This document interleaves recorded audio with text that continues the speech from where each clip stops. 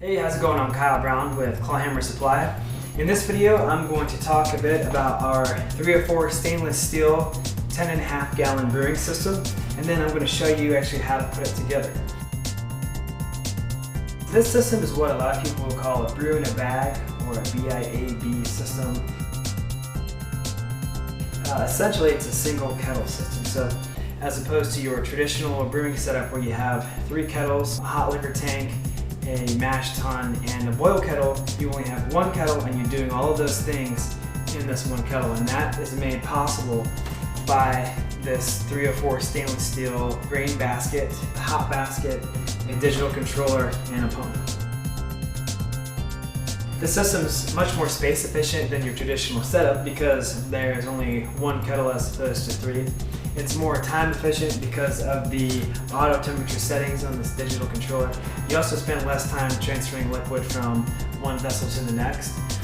It's cleaner because there is no pouring or siphoning involved. All of the liquid is transferred through the system using a pump and food-grade silicone hoses with quick release fittings on the end.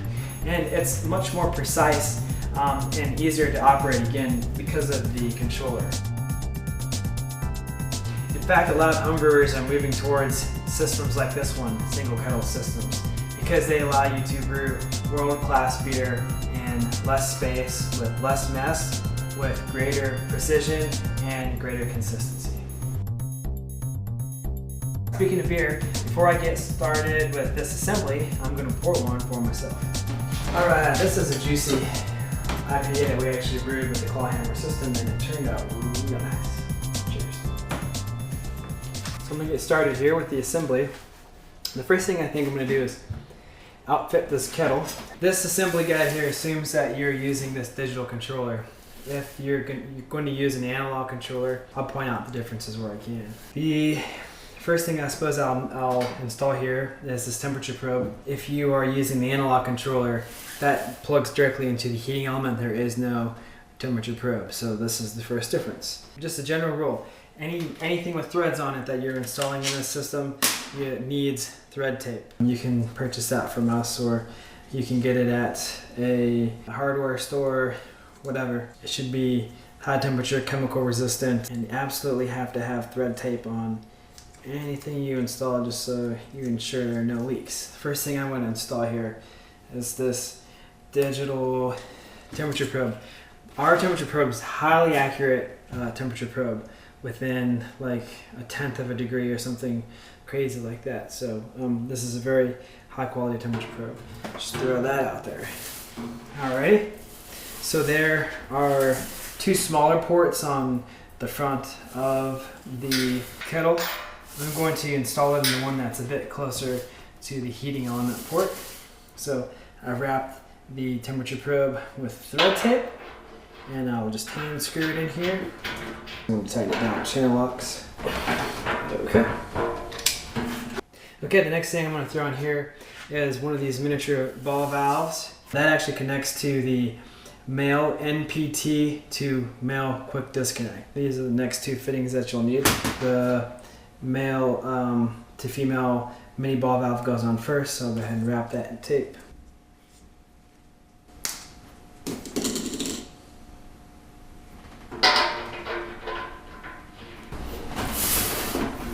I'm just going to go ahead and close the valve to get it out of the way. This is going to work out perfectly. You're facing up. And then you'll connect the male NPT to male quick disconnect on the end of this.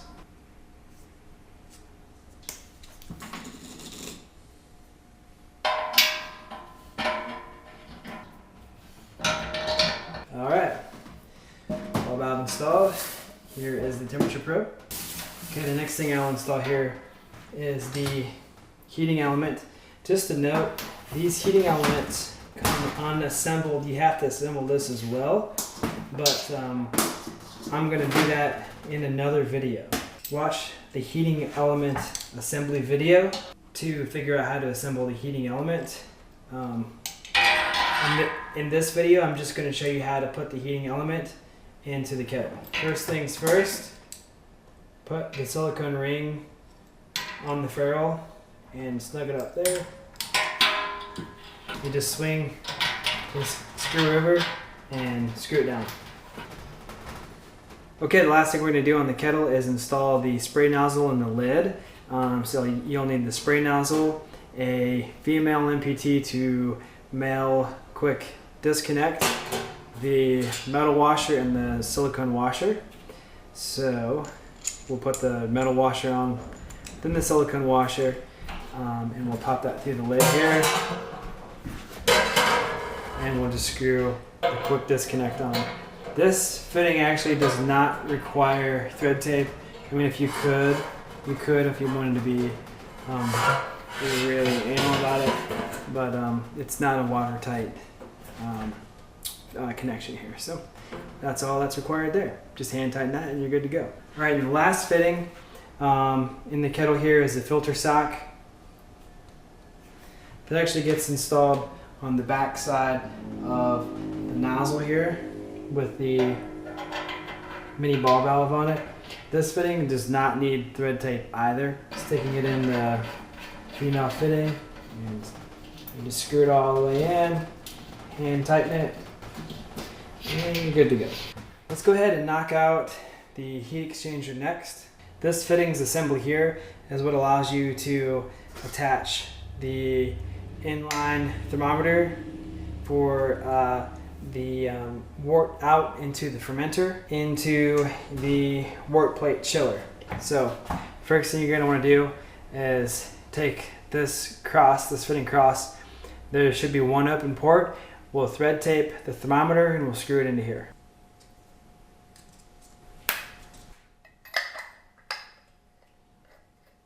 Next thing we'll do is we'll permanently install these male quick disconnects to female MPT fittings to the plate chiller. They're going to screw onto the smaller ports on the plate chiller here.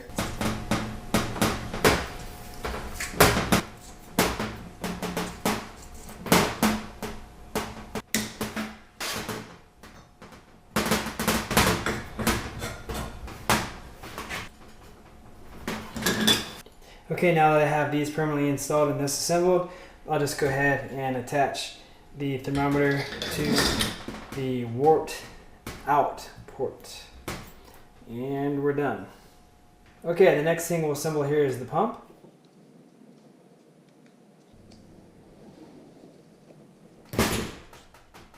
On the pump here, the first fitting you'll install is this mini ball valve. It's going to be facing up.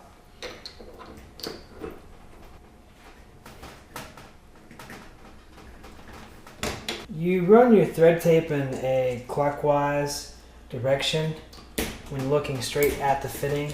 That way the tape doesn't get bunched up as you thread the fitting on. Basically, you run the thread tape the same direction that you would turn the fitting to tighten it. So on the end of the mini ball valve, I'm going to install a female MPT to male quick disconnect. And this guy moved on me, but that's fine, it's okay. It doesn't really matter what direction this thing faces. Next thing I'm going to install is another, I guess the last quick disconnect fitting, which is a female MPT to male quick disconnect. Put that on the end. Alright, done with the pump. Alrighty, all I have left here now are a bunch of female quick disconnect to male barbed fittings. These fit on the ends of the hose. So we've been brewing on this table for about 6 months now, and we've mapped out the length of hoses that works best for us. With the kit, we provide 13 feet of hosing, assuming that you're going to have a 3-foot hose that runs from the wort out into your fermenter, and then you've got 10 feet to parse up however you like. So what works best for us on this table is 6-foot hose that runs to the top of the kettle, a 4-foot hose that runs from the bottom of the kettle down to the pump, and then a 3-foot hose that runs from the flat plate heat exchanger into the fermenter. So that's how I'm going to split this hose up. Okay, so here's my 6-foot hose.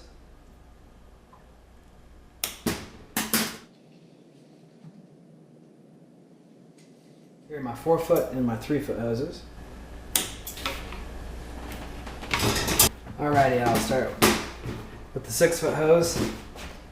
Pop a hose clamp on, pop your barbed fitting in, you tighten it down. Okay, I'm going to do the 4-foot hose next here.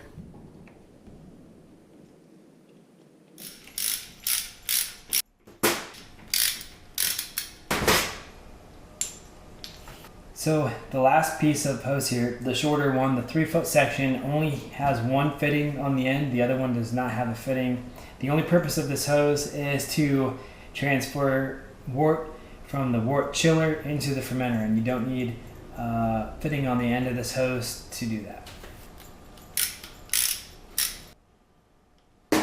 Alright, I have all the individual parts installed. Now I'm going to assemble the entire system.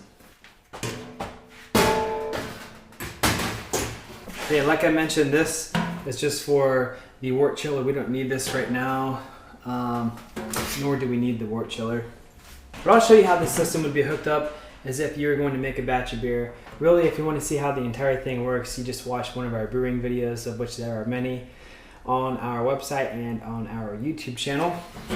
At any rate, first thing I'll do is install the power cord to the digital controller.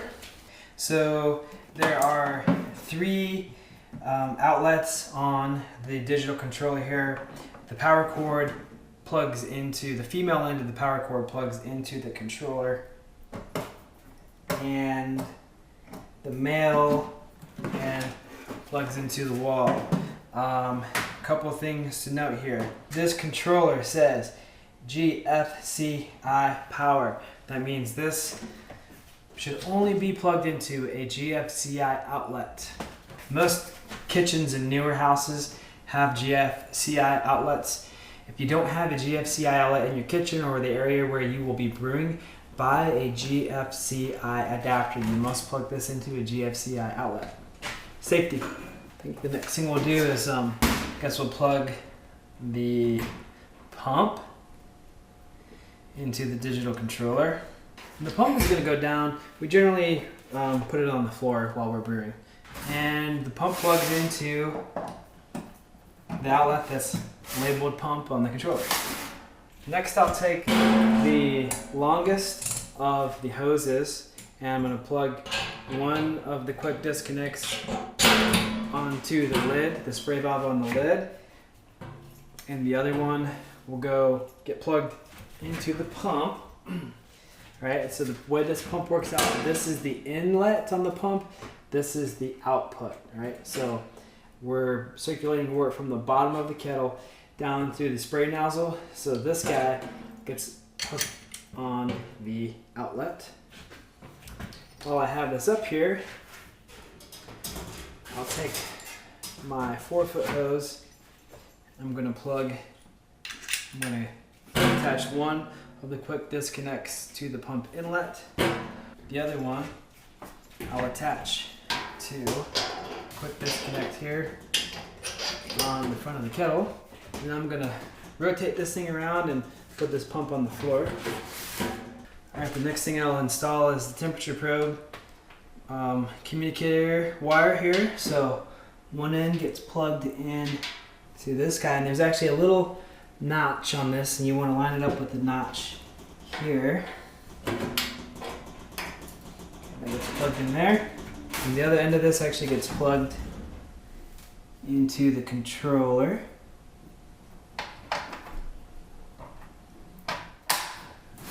Okay, last couple of steps here.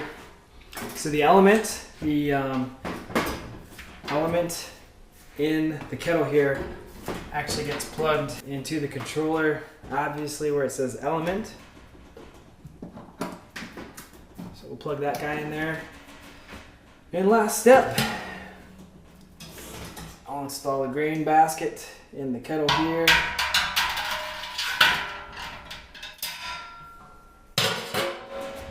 And we're done. That's it. So this is a configuration you would use for brewing. Real quick, I'll run you through the configuration you would use for transferring the wort from the kettle through the wort chiller into your fermenter. So to do that, you would leave everything hooked up just like it is as far as the bottom of the kettle goes. This guy though would be taken off of the lid. You would hook this up to the port on the wort chiller that says wort in, okay? And then the wort out, that's what you will hook the hose that only has one fitting on it to. So you hook that wort out here. All right, now let's just assume that we've just wrapped up a batch of beer and we are ready to transfer our wort from our kettle into our fermenter. You just hook the hoses up like so, and you put this hose without a fitting on it into your fermenter. You fire the pump on and you're ready to go. Obviously, two other things you would need to do is install a garden hose supply to the water, hook a garden hose supply up to the water in port, and then hook a garden hose without any end on it, and you just run into a drain or out into your yard. You hook that up to the water out port on the wort flat plate heat exchanger. Alright, that's all there is to this video. Head on over to our website and subscribe to our email newsletter, or go to our YouTube channel and subscribe for new product announcements, new brewing videos, and more. Thanks a lot. Cheers.